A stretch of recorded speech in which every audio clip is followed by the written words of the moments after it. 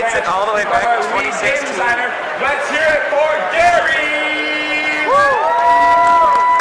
All right, folks, with no further delay, we're going to head on into the cage. So if you want to come on up, check out this match. You can come right up on stage, right up against the cage, watch this action, hear him talk smack, and I'll meet you in the cage.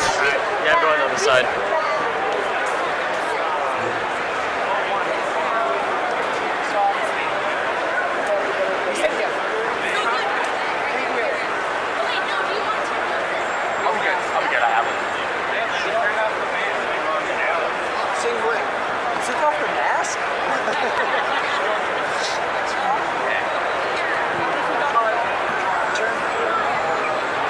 Alrighty, folks, up here in the cage, players have already drawn their opening hands and are laying their energy for the first turn.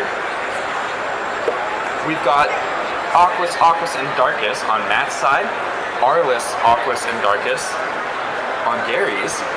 Now, an interesting factoid about this match, the list that Gary is running today, this set of Bakugan is net decked from a deck that Matt was playing at Comic-Con, so Matt might be familiar with what's coming.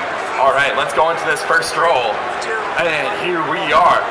Well, both missed. We're going to have another roll coming. Gearing up for the roll. There we are. Oh, and it is only Matt's at opens, and it is a double pickup. Let's see if any of those cores are going to be affecting the attack. No rerolls.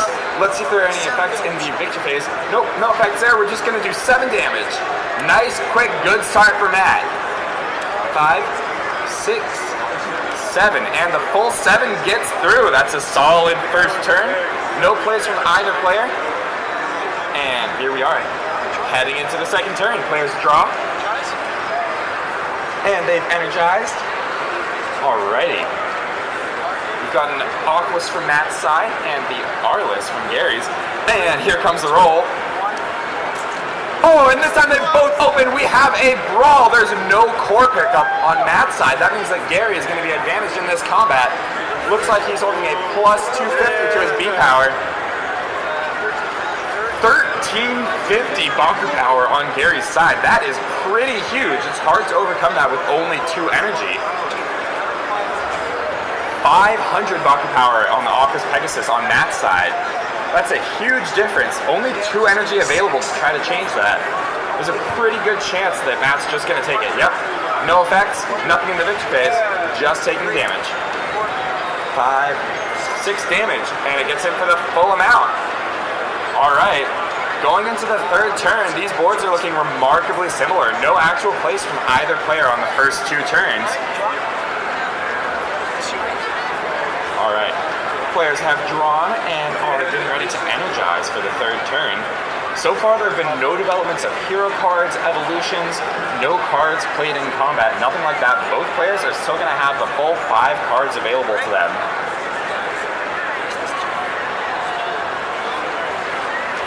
And here comes the roll. Aquas on Aquas. Oh, and Pegatrix is the only one to open.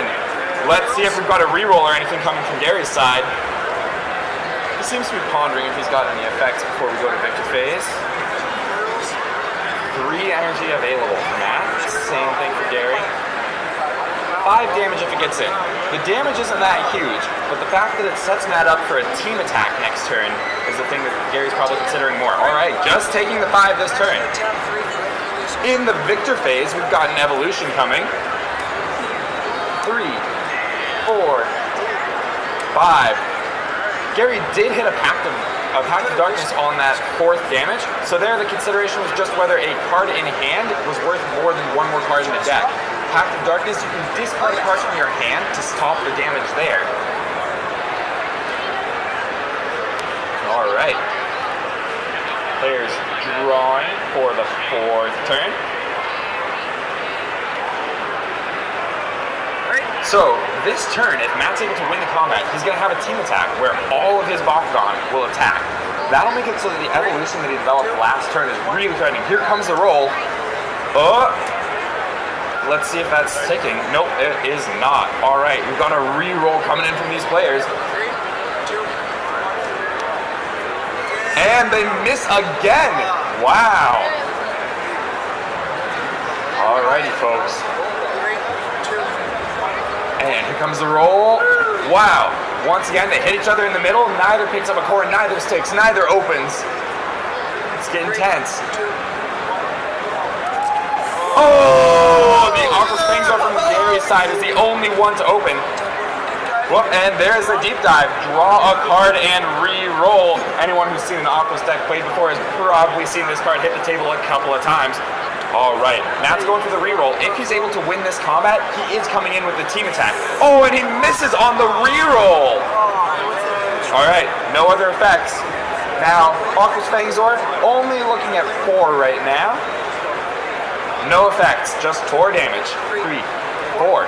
All right, there we are. Let's see if we've got any effects in the end phase. Ooh, there's another evolution. That's good for Matt's side. Even if he isn't able to get any damage in this turn, he is still advancing his board state. He's not just wasting that energy. Let's see if Gary's able to do anything similar. Doesn't look like it. Now, going into this turn, both players have 2 open Bakugan. That means whoever wins this combat is coming in with a team attack. So this combat is really important. We're going to have a big swing either way. Here comes the roll. Oh, and that is a block from Gary's Darkest. This is a big attack, potentially. Matt's riffling through his discard pile, probably looking to see which tops he has in the deck.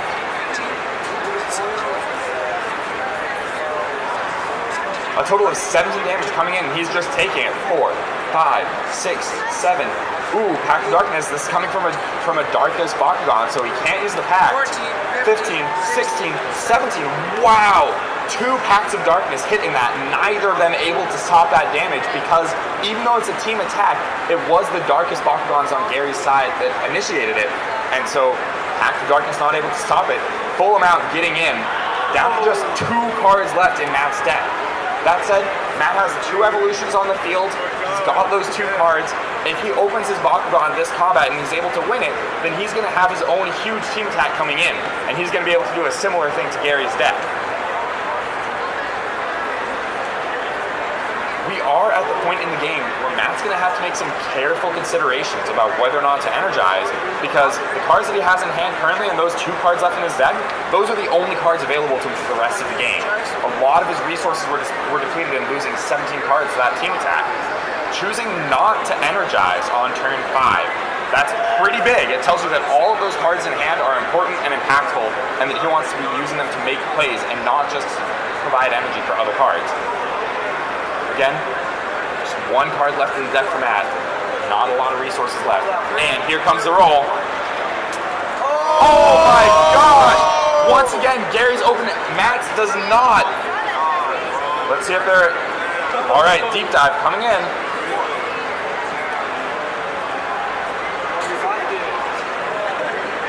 And here comes the roll. Oh my gosh, there we go. Finally opening that Mantanoid. Alright, we've got 1100 Baku power on that side to 1250 on Gary's. Greater water boost gets him up to 1200, still 50 behind. Tides, that's going to add 400 because Flow is online. Gets him up to 1600 Baku power, and that's sitting at 1600 to 1250 on Gary's side. There are an awful lot of cards sitting in Gary's hand here. It is entirely probable that he's able to change this. Oh, that is an Absorb to negate the Tides and potentially change the target. He gets to copy the Tides, change the target to his own Bakugan. That's going to make the difference between them even higher. Flooding Waters for plus 400. That's still going to be a higher difference. Oh. All right. Gets to develop an Everett Wraith for free. That is a huge turn. Using every single card in his hand. Really happy that he didn't energize that turn. What a set of plays from Matt. The team attack is going to be connecting. 18 damage on this team attack. That is big. 1, 2, 3, 4, 5, 6, 7, 8, 9, 10, 11, 12, 13, 14, 15, 15, 16, 17, and there was no stop in there that could stop it. That is the game. Congratulations to Matt. He takes the match. What a tight game. One card left in the deck. What a win.